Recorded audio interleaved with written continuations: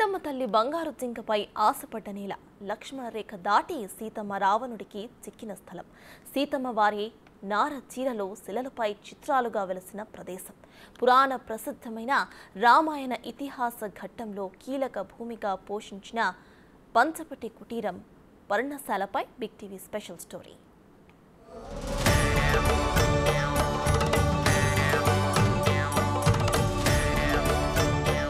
ఈ ప్రాంతం ఎన్నో ఆకట్టుకునే చారిత్రాత్మక ఆనవాళ్లకు నిలయం.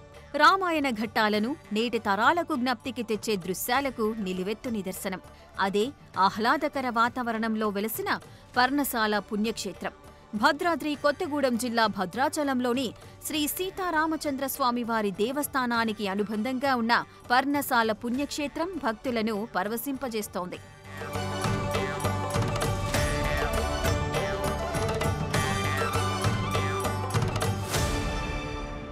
శ్రీరామచంద్రుడు పితృవాక్య పరిపాలకుడిగా తండ్రికిచ్చిన మాటపై వనవాసం చేసిన ప్రాంతమే పర్ణశాల.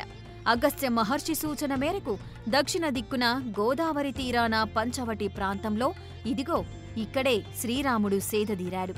ఇక్కడే కుటీరాన్ని నిర్మించుకుని 3 ఏళ్లపాటు వనవాసం చేసినట్లు పురాణాలు చెబుతున్నాయి.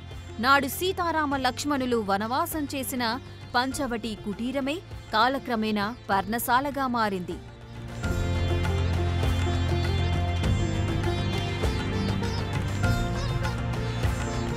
సీతారామ లక్ష్మణులు నడయాడిన ప్రాంతం అనంతర కాలంలో పంచవటి నుండి పర్ణశాలగా మారింది.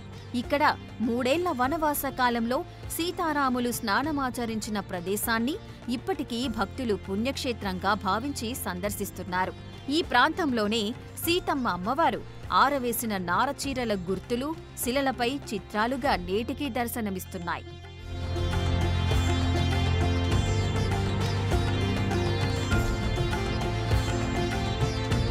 ఇక్కడే వామన గుంటలు, స్వామివారి రాతి సింహాసనం, సీతారాములు భుజించిన రాతిపల్లెం దర్శనమిస్తాయి.